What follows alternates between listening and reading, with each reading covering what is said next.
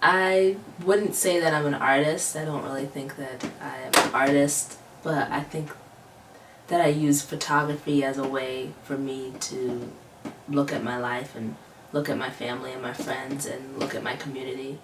I guess I just see the work as being a part of a larger context.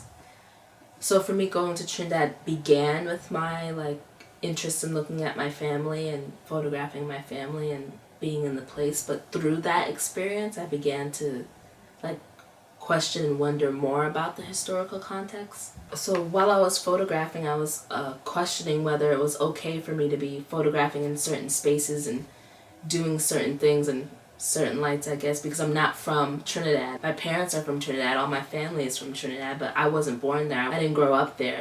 I visited a lot as a child, and I went a lot as a child, but when I got older, I kind of realized how I received images of the Caribbean, especially in the media and through books and all different kind of things. The way that the Caribbean is kind of set up and the way that it's marketed, or the way that it's consumed by people in America and the UK and in Europe. And I also received those things, even though that was where my family was from. And then it was to go there and to live there was to see how people are actually living here and what's actually happening here. I mean, I hope that the images I make aren't voyeuristic. Am I doing this justice if I'm not from here, if I wasn't born here, if I didn't grow up here, if I just have family, if I just have phone calls, if I just have 2 or 3 months every year?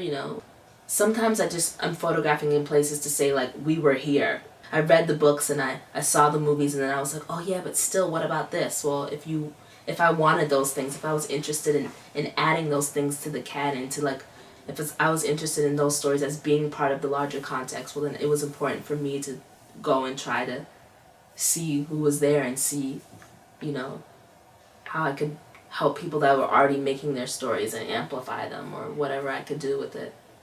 It's about asking almost if I was allowed to be can I be a part of you? Because that was, I always wanted that growing up. I always wanted to be where my parents were from. I wanted to be where my cousins were from. I wanted to have that accent. I wanted to have those memories. So going back was about having those memories and then questioning them at the same time.